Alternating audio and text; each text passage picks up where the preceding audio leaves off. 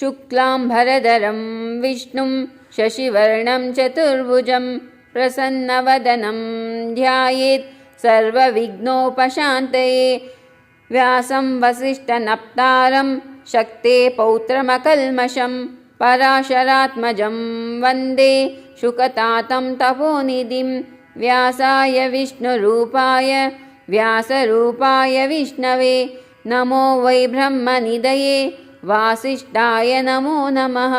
अविकाराय शुद्धाय नित्याय परमात्मने सदैकरूपरूपाय विष्णवे सर्वजिष्णवे यस्य स्मरणमात्रेण जन्मसंसारबन्धनात् विमुच्यते। नमस्तस्मै विष्णवे प्रभविष्णवे। ॐ नमः विष्णवे प्रभविष्णवे। श्रीवैशम्पायन उवाच श्रुत्वा धर्मानशेषेण पावनानि च सर्वशः युधिष्ठिरः शान्तनवां पुनरेवाभ्यभाषत। श्रीयुधिष्ठिर उवाच किमेकं दैवतं लोके किं व्यापेकं परायणं स्तुवन्तं कं कर्म चन्ता प्राप्तुयुर्मानवा शुभं। को धर्म सर्वधर्माणां भवतः परमो मतः किं जपन्युच्यतेर्जन्तुर्जन्म संसारबन्धनात्। श्रीभीष्म उवाच जगत्प्रभुं देवदेव मनन्तं पुरुषोत्तमं स्तुवन्नाम सहस्रेण पुरुषः सततोत्थितः तमेवाचार्चयन् नित्यं भक्त्या पुरुषमव्ययं ध्यायन् स्तुवन्नमस्यं च यजमानस्तमेव च। अनादिनिधनं विष्णुं सर्वलोकमहेश्वरं लोकाध्यक्षं स्तुवन्नित्यं सर्वदुःखातिगो भवेत्। ब्रह्मण्यं सर्वधर्मज्ञं लोकानां कीर्तिवर्धनं लोकनाथं महद्भूतं सर्वभूतभवोद्भवम्। एष मे सर्वधर्माणां धर्मोऽधिकतमो मतः यद्भक्त्या पुण्डरीकाक्षं स्तवैरच्चेन्नरः सदा।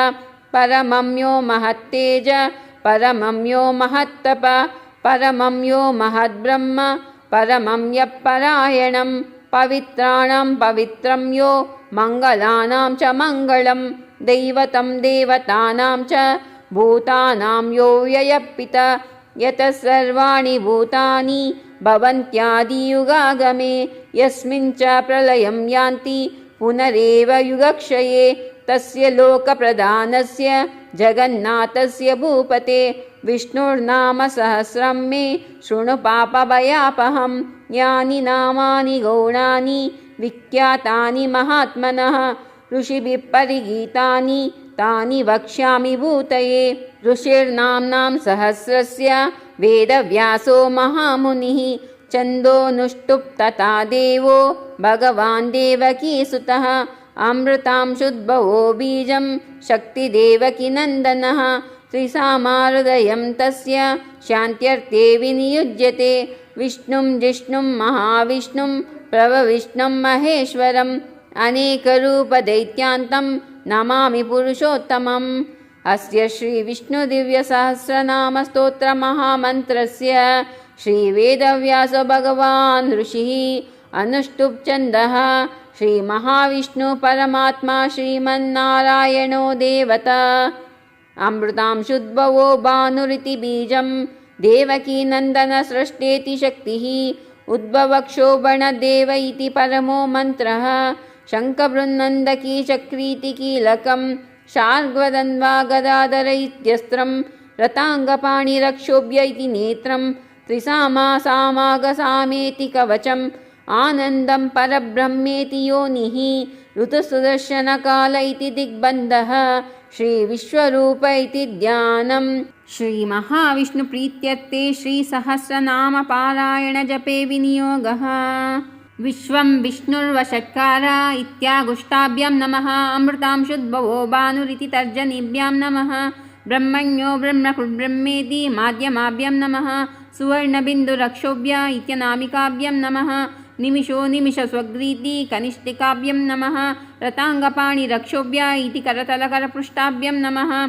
सुकृतसुमुखसूक्ष्मेति ज्ञानाय हृदयाय नमः। सहस्रमूर्धविश्वात्मेति ऐश्वर्याय शिरसे स्वाहा। सहस्रार्चि सप्तजिह्वेति शक्ताय शिखायै वषट् त्रिसामा सामागसामेति बलाय कवचाय हुं रताङ्गपाणि रक्षोभ्या इति तेजसे नेत्राय वौषट् शार्ङ्गदन्वगदाधर इति वीर्यायास्त्राय फट् ऋतुसुदर्शनकाल इति भूर्भुवो स्वरोमिति दिग्बन्धः।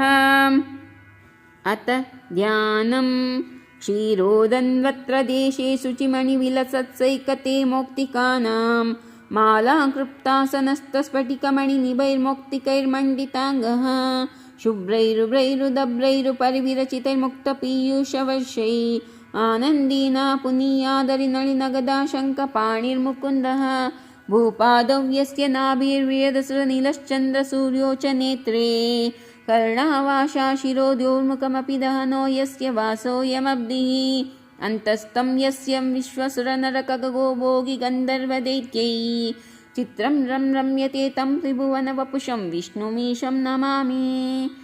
ॐ नमो भगवते वासुदेवाय। शान्ताकारं भुजगशयनं पद्मनाभं सुरेशं विश्वाधारं गगनसदृशं मेघवर्णं शुभाङ्गं लक्ष्मीकान्तं कमलनयनं योगिरुद्धानगम्यं वन्दे विष्णुं भवभयहरं सर्वलोकैकनाथं मेघश्यामं पीतकौशेयवासं श्रीवत्साङ्कं कोत्सवोद्भासिताङ्गं पुण्योपेतं पुण्डरीकायताक्षं विष्णुं वन्दे सर्वलोकैकनाथं सशङ्खचक्रं सकिरीटकुण्डलं सपीतवस्त्रं सरसीरुहेक्षणं सहारवक्षस्थलकौस्तुभोश्रियं नमामि विष्णुं शिरसा चतुर्भुजं छायायां पारिजातस्य हेमसिंहासनोपरि आसीनमम्बुदश्याममायताक्षमलङ्कृतं चन्द्राननं चतुर्बाहुं श्रीवत्साङ्कितवक्षसं रुक्मिणी सत्यभामाभ्यं सहितं कृष्णमाश्रये।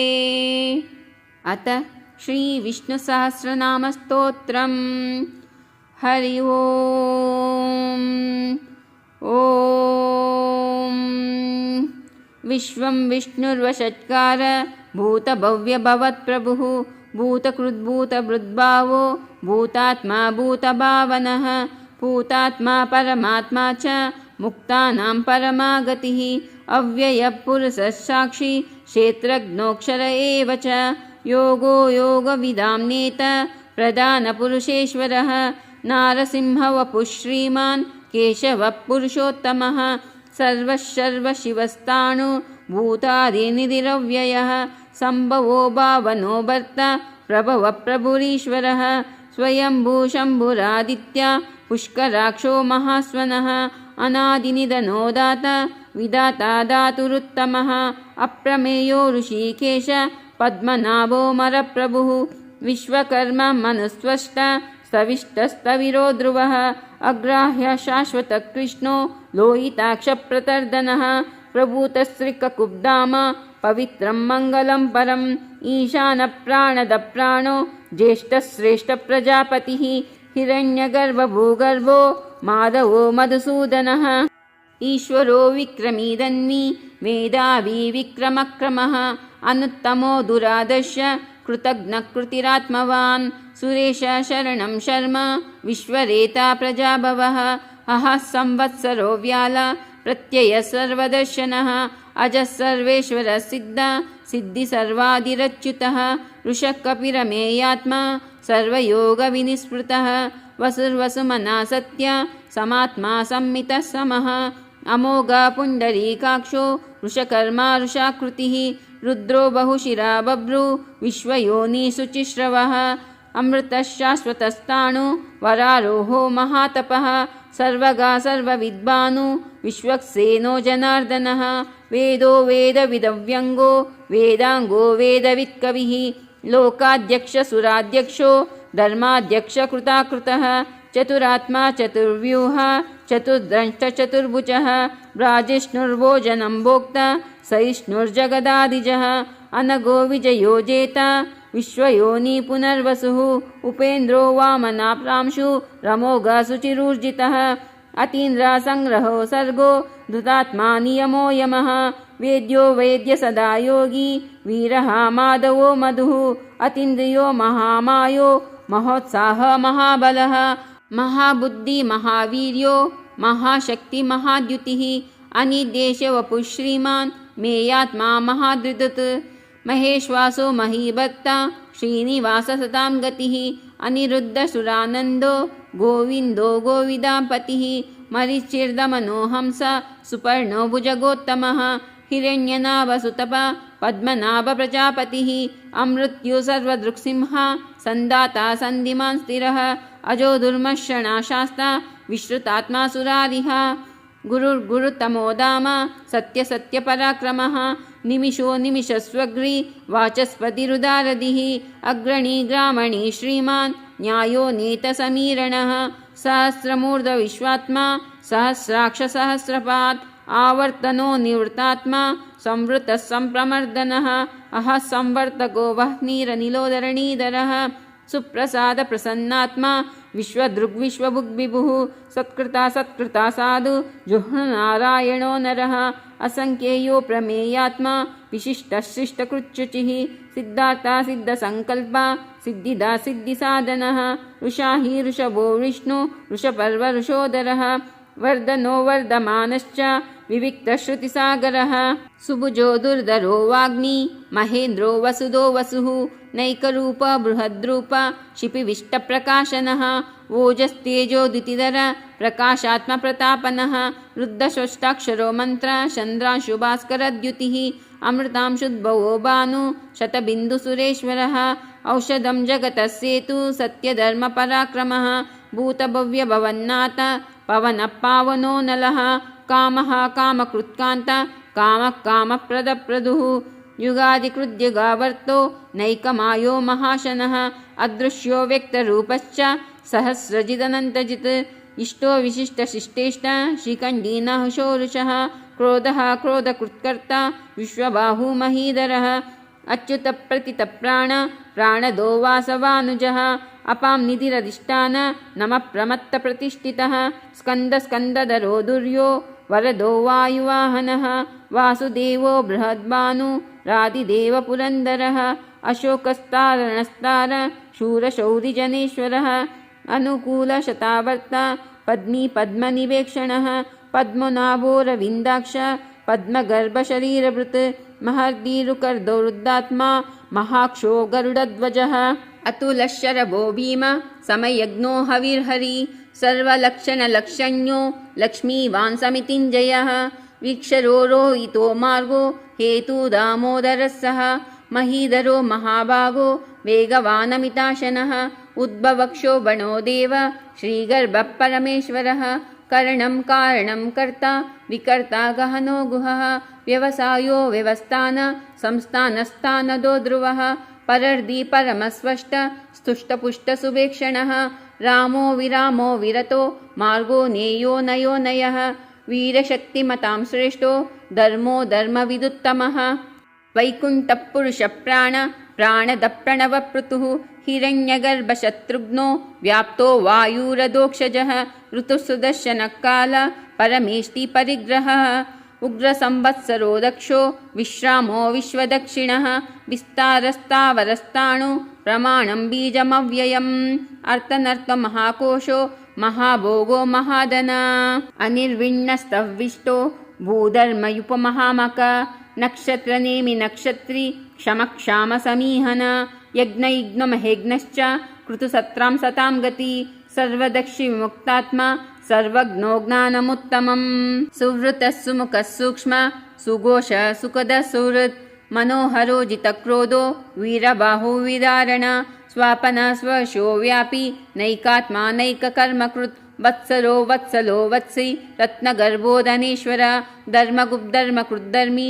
सततक्षरमक्षरम् अविज्ञाता सहस्रांशु विधाता कृतलक्षण गभस्तिनेवि सत्त्वस्था सिंहो भूतमहेश्वर आदिदेवो महादेवो देवेशो देवभृद्गुरु उत्तरो गोपतिर्गोप्ता ज्ञानगम्यपुरातन शरीरभूतभृद्भोक्ता कपीन्द्रो भूरिदक्षिण सोमोपोमृतपः सोम पुरुजित्पुरुषत्तम विनयोजय सत्यसन्धो दाशार्हा स्वात्वतां पति जीवो विनयिता साक्षी ಮುಕುಂದೋ ಮಿತವಿಕ್ರಮ ಅಂಬೋ ನಿಧಿರನಂತಾತ್ಮ ಮಹೋದಧಿಶಯೋಂತಕ ಅಜೋ ಮಾಹಾರ್ಹ ಸ್ವಾಭಾವ್ಯೋ ಜಿತಾಮಿತ್ರ ಪ್ರಮೋದನ ಆನಂದೋ ನಂದನೋ ನಂದ ಸತ್ಯಧರ್ಮ ತ್ರಿವಿಕ್ರಮ ಮಹರ್ಷಿ ಕಪಿಲಾಚಾರ್ಯ ಕೃತಜ್ಞೋ ಮೇದಿನೀಪತಿ ತ್ರಿಪದಸ್ತ್ರೀ ದಶಾಧ್ಯಕ್ಷೋ ಮಹಾಶೃಂಗ ಕೃತಾಂತಕೃತ್ ಮಹಾವರಹೋ ಗೋವಿಂದ ಶುಷೇಣ ಕನಕಾಂಗದಿ ಗುಹ್ಯೋ ಗಭಿರೋ ಗಹನೋ ಗುಪ್ತಶ್ಚಕ್ರ ಗದಾಧರ ವೇದ ಸ್ವಾಂಗೋ ಜಿತ ಕೃಷ್ಣೋ ದೃಢ ಸಂಕರ್ಷಣೋಚ್ಯುತ ವರುಣೋ ವಾರಣೋ ವೃಕ್ಷ ಪುಷ್ಕರಾಕ್ಷೋ ಮಹಾಮನ ಭಗವಾನ್ ಭಗಹಾನಂದಿ ವನಮಾಲಿ ಹಲಾಯುಧ ಆದಿತ್ಯೋ ಜ್ಯೋತಿರಾದಿತ್ಯ ಸಹಿಷ್ಣುರ್ಗತಿ ಸತ್ತಮ ಸುಧನ್ವಾ ಕಂಡ ಪರಶು ದಾರುಣೋ ದ್ರವಿಣಪ್ರದ ದಿವಿ ಸ್ಪೃಕ್ ಸರ್ವದೃಗ್ಯಾಸೋ ವಾಚಸ್ಪತಿರಯೋ ನಿಜ ತ್ರಿಸಾಮಾ ಸಾಮಾಗ ಸಾಮ ನಿರ್ವಾಣಂ ಭೇಷಜಂ ಭಿಷಗ್ ಸನ್ಯಾಸಕೃಚ್ಛಮಶಾಂತೋ ನಿಷ್ಠಾ ಶಾಂತಿಪರಾಯಣಂ ಶುಭಾಂಗ ಶಾಂತಿದಸ್ರಷ್ಟ ಕುಮುದ ಕುವಲೇಶಯ ಗೋಹಿತೋ ಗೋಪತಿರ್ಗೋಪ್ತ ವೃಷಭಾಕ್ಷೋ ವೃಷಪ್ರಿಯ ಅನಿವೃತ್ತಿ ನಿವೃತ್ತಾತ್ಮ ಸಂಕ್ಷೇಪ್ತ ಕ್ಷೇಮಕೃಚ್ಚಿವ ಶ್ರೀವತ್ಸವಕ್ಷ ಶ್ರೀವಾಸ ಶ್ರೀಪತಿಂ ಶ್ರೀಮತಾಂಬರ ಶ್ರೀಧಾ ಶ್ರೀಶಾ ಶ್ರೀನಿವಾಸ ಶ್ರೀನಿಧಿ ಶ್ರೀವಿಭಾವನ ಶ್ರೀಧರ ಶ್ರೀಕರಾಶ್ರೇಯ ಶ್ರೀಮಾನ್ ಲೋಕತ್ರಯಾಶ್ರಯ ಸ್ವಕ್ಷ ಸಂದಸತಾನಂದೋ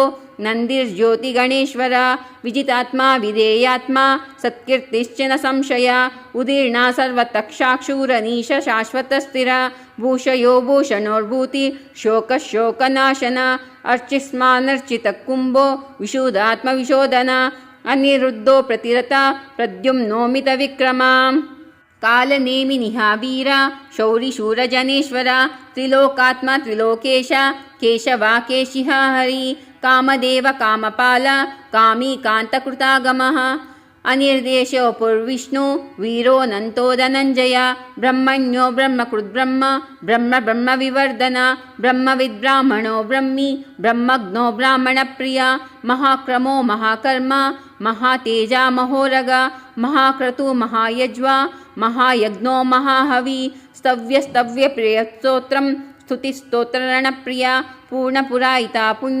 ಪುಣ್ಯಕೀರ್ತಿರನಾಮಯ ಮನೋಜವಸ್ಥಿತಕರೋ ವಸುರೇತಾ ವಸುಪ್ರದೋ ವಾಸುದೇವೋ ವಸುರ್ವಸುಮನಾಹವಿ ಸದ್ಗತಿ ಸತ್ಕೃತಿ ಸತ್ತ ಸದ್ಭೂತಿ ಸತ್ಪರಾಯಣ ಶೂರಸೇನೋ ಯದುಶ್ರೇಷ್ಠ ಸನ್ನಿವಾಸ ಸುಯಾಮುನ ಭೂತವಾಸೋ ವಾಸುದೇವ ಸರ್ವಾಸು ನಿಲಯೋ ನಲ ದರ್ಪಃ ದರ್ಪದೋ ದೃಪ್ತೋ ದುರ್ಧರೋತ ಪರಾಜಿತ ವಿಶ್ವಮೂರ್ತಿರ್ಮಹಾಮೂರ್ತಿರ್ ದೀಪ್ತಮೂರ್ತಿರಮೂರ್ತಿಮಾನ್ ಅನೇಕಮೂರ್ತಿರವ್ಯಕ್ತ ಶತಮೂರ್ತಿಶತಾನನ ಏಕೋನೈಕಸವಕಂ ಕಿಂ ಯತತ್ಪದಮನುತ್ತಮಂ ಲೋಕಬಂಧುರ್ಲೋಕನಾಥೋ ಮಾಧವೋ ಭಕ್ತವತ್ಸಲ ಸುವರ್ಣವರ್ಣ ಹೇಮಾಂಗೋ ವರಾಂಗಶ್ಚಂದನಾಂಗದಿ ವೀರಃ ವಿಷಮಶೂನ್ಯೋ ಘೃತಶ್ಚಿರಶ್ಚಲಚ್ಚಲ ಅಮಾನಿ ಮಾನದೋ ಮಾನ್ಯೋ ಲೋಕಸ್ವಾಮಿ ತ್ರಿಲೋಕಧೃತ್ ಸುಮೇಧಾ ಮೇಧಜೋಧನ್ಯ ಸತ್ಯಮೇಧದರಾಧರ ತೇಜೋ ವೃಷೋದ್ಯುತಿಧರ ಸರ್ವಶಾಸ್ತ್ರಭೃತಾಂಬರ ಪ್ರಗ್ರಹೋ ನಿಗ್ರಹೋ ವ್ಯಾಘ್ರೋ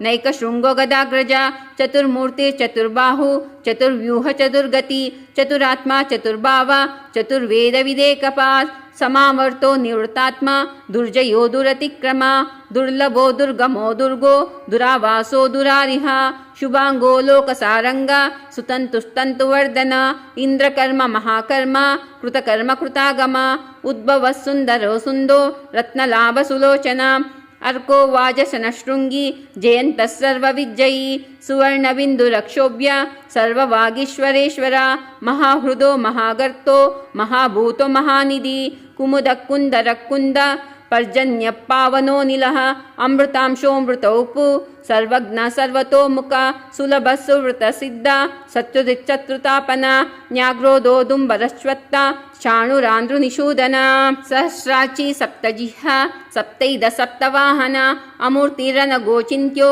ಭಯಕೃದ್ಭಯನಾಶನ ಅಣುಬೃಹತ್ಕೃತಸ್ಥೂಲೋ ಗುಣರ್ಬನ್ನಿರ್ಗುಣೋ ಮಹಾನ್ ಆದೃತ ಸ್ವದೃತ ಸ್ವಸ್ಯೋ ಪ್ರಾಂಗ್ವಾಂಶೋ ವಂಶವರ್ಧನ ಭಾರಭೃತ್ಕಥಿತೋ ಯೋಗಿ ಯೋಗೀಶ ಸರ್ವಕಾಮದ ಆಶ್ರಮಶ್ರಮಣಕ್ಷಾಮ ಸುಪರ್ಣೋ ವಾಯುವಾಹನ ಧನುರ್ಧರೋ ಧನುರ್ವೇದೋ ದಂಡೋ ದಮೈತಾದಮ ಅಪರಾಜಿತ ಸರ್ವಸಹೋ ನಿಯಂತಾ ನಿಯಮೋ ಯಮ ಸಾತ್ವವಾನ್ ಸಾತ್ವಿಕ ಸತ್ಯ ಸತ್ಯಧರ್ಮಪರಾಯಣ ಅಭಿಪ್ರಾಯ ಪ್ರಿಯಾರ್ಹೋಹ ಪ್ರಿಯಾಕೃತ್ಪ್ರೀತಿವರ್ಧನ विहाय सगतिर्ज्योति सुरुचिर्हृतभिग्विभु रविर्विरोचना सूर्य सविता रविलोचना अनंतो हुतभुग्भोक्ता सुखदो नैकजोग्रजा अनिर्विणा सदामर्षि लोकाधिष्ठानमद्भुता सनत्सनातनातमा कपिल कपिरव्यय स्वस्तिदा स्वस्तिकृत् स्वस्ति स्वस्ति भुक् स्वस्ति दक्षिणा अरौद्रा कुण्डली चक्री विक्रमयोर्जित शासन शब्दातिगा शब्दसहा शिशिरा शर्वरीकरा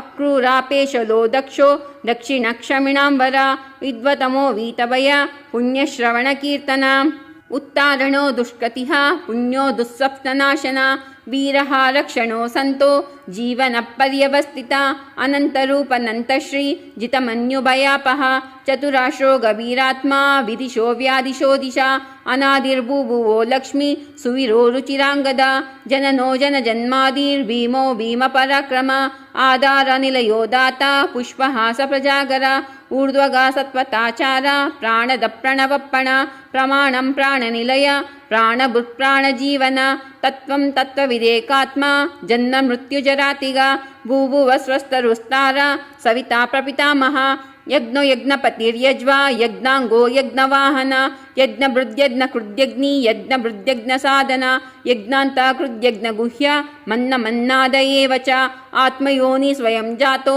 वैकानसामगायन देवकी नन्दन स्रष्टा क्षितीशा पापनाशन शङ्खबृन्नन्दकी चक्री शार्ग्वदन्वगदाधर रताङ्गपाणिरक्षोभ्य सर्वप्रहरणायुध ॐ नम इति वनमाली गदीशाङ्की शङ्की चक्री च नन्दकी श्रीमन्नारायणो विष्णु वासुदेवभिरक्षतु वनमाली गदीशाङ्की शङ्की चक्री च नन्दकी श्रीमन्नारायणो विष्णु वासुदेवभिरक्षतु वनमाली गदीशाङ्की शङ्की चक्री च नन्दकी श्रीमन्नारायणो विष्णु वासुदेवभिरक्षतु श्रीवासुदेवभिरक्षतु ॐ नम इति श्रीभीष्म उवाच इतीदं कीर्तनीयस्य केशवस्य महात्मनः नाम्नां सहस्रं दिव्यानाम् अशेषेण प्रकीर्तितं या इदं शृणुया नित्यं यश्चापि परिकीर्तयेत् नाशुभं प्राप्नुयात् किञ्चित् सोमूत्रेह च मानव वेदान्तगो ब्राह्मणस्य क्षत्रियो विजयी भवेत् वैश्योधनसमृद्धा स्याच्छुद्रसुखमाप्नुयात् धर्मार्थी प्राप्नुयात् धर्ममर्थार्थी चार्थमाप्नुयात् कामानवाप्नुयात् कामी प्रजार्थी चाप्नुयात् प्रजां भक्तिमान्या सदोत्थाय शुचिस्तद्गतमानस सहस्रं वासुदेवस्य नाम्नामेतत् प्रकीर्तयेत् यशः प्राप्नोति विपुलं ज्ञातिप्राधान्यमेव च अचलं श्रेयवाप्नोति श्रेया प्राप्नोत्यनुत्तमं नाभयं क्वचिदाप्नोति वीर्यं तेजश्च विन्दति भवत्यरोगतुतिमान् बलरूपगुणान्विता रोगर्थो मुच्येते रोगद्बद्धो मुच्येत बन्धनात् भयन्मुच्येत भीतस्तु मुच्येतापन्न आपद दुर्गण्यातितरात्याशु पुरुषा पुरुषोत्तमं स्तुवन्नाम सहस्रेण नित्यं भक्तिसमन्विता वासुदेवाश्रयो मर्त्यो वासुदेवपरायण सर्वपापविशुद्धात्मा याति ब्रह्मसनातनं न वासुदेव भक्तानां शुभं विद्यते क्वचित् जन्ममृत्युजराव्याधि भयं नैवोपजायते इमं स्तवं मदीयाना श्रद्धा भक्तिसमन्विता युग्नेतात्मसुखक्षान्ति श्रीदुतिस्मृतिकीर्तिभिः न क्रोधो न मात्सर्यं न लोभो न शुभामति भवन्ति कृतपुण्यानां भक्तानां पुरुषोत्तमे द्यौसचन्द्रर्कनक्षत्रकं दिशो भूमहोदधि वासुदेवस्य वीर्येण विद्रुतात्महात्मना ससुरासुरगन्धर्वं सयोक्षोरगराक्षसं जगद्वसे वर्ततेदं कृष्णस्य सचराचरम् इन्द्रियाणि मनोबुद्धि सत्त्वं तेजो बलं धृति वासुदेवात्मकान्याहुः क्षेत्रं क्षेत्रज्ञ एव च सर्वागमानमाचारा प्रथमं परिकल्पते आचारा प्रभवो धर्मो धर्मस्य प्रभुरच्युता ऋषयोऽपीतरो देवा महाभूतानि दातवा जङ्गमाजङ्गमं चेदं जगन्नारायणोद्भवं योगो ज्ञानं तथा साङ्ख्यं विद्या शिल्पादिकर्म च वेदशास्त्राणि विज्ञानमेतत् सर्वं जनार्दनात् एको विष्णुमहाद्भूतं पृथग्भूतान्यनेकशः त्रिलोकान् व्याप्य भूतात्मा भुङ्क्ते विश्वभुगव्यया इमं स्तवं भगवतो विष्णुर्व्यासेन कीर्तितं पच्येद् इच्छेत् पुरुष श्रेया प्राप्तुं सुखानि च विश्वेश्वरमजं देवं जगतप्रभवप्ययं भजन्ति ये पुष्कराक्षं न ते यान्ति पराभवम् ॐ नम इति अर्जुन उवाच पद्मपत्रविशालाक्ष पद्मनाभसुरोत्तम भक्तानामानुरक्तानां त्राता भवजनार्दन श्रीभगवानुवाच यो मां नाम सहस्रेण स्तोतुमिच्छति पाण्डव सोऽहमेकेन श्लोकेन स्तुत एव न संशय स्तुत एव न संशय ॐ नम इति। व्यास उवाच वासनाद्वासुदेवस्य वासितं ते जगत्प्रयं सर्वभूतनिवासोऽसि वासुदेव नमोऽस्तु ते। श्रीवासुदेव नमोऽस्तु ते ॐ नम इति। पार्वत्युवाच केनोपायेन लघुना विष्णुर्नाम सहस्रकं पठ्यते पण्डिते नित्यं श्रोतुमिच्छाम्यहं प्रभो। श्री ईश्वर उवाच श्रीराम राम रामेति रमे रामे मनोरमे सहस्रनाम तत्तुल्यं रामनाम वरानने। श्रीराम राम रामेति रमे रामे मनोरमे सहस्रनाम तत्तुल्यं रामनाम वरानने। श्रीराम राम रामेति रमे रामे मनोरमे सहस्रनाम तत्तुल्यं रामनाम वरानने। श्रीराम नाम वरानन ॐ नम इति। ब्रह्म उवाच नमोऽस्तु अनन्ताय सहस्रमूर्तये सहस्रपादाक्षिशिरोरुबाहवे सहस्रनाम्ने पुरुषाय शाश्वते सहस्रकोटियुगधारिणे नमः। सहस्रकोटियुगधारिणे ॐ नम इति। संजय उवाच यत्र योगेश्वर कृष्णो यत्र पार्थो धनुर्धर तत्र श्रीविजयो भूति ध्रुवा नीतिमतिर्मम। श्रीभगवानुवाच अनन्या चिन्तयन्तो मां ये जना पर्युपासते तेषां नित्याभियुक्तानां योगक्षेमवहाम्यहम्। परित्राणाय साधूनां विनाशाय च दुष्कृतां धर्मसंस्थापनार्थाय सम्भवामि युगे युगे। आर्ता विषण्णा शिथिलाश्च भीता घोरेषु च व्याधिषु वर्तमान संकीर्त्य नारायण शब्दमात्रं विमुक्तदुःखा सुखिनो भवन्ति।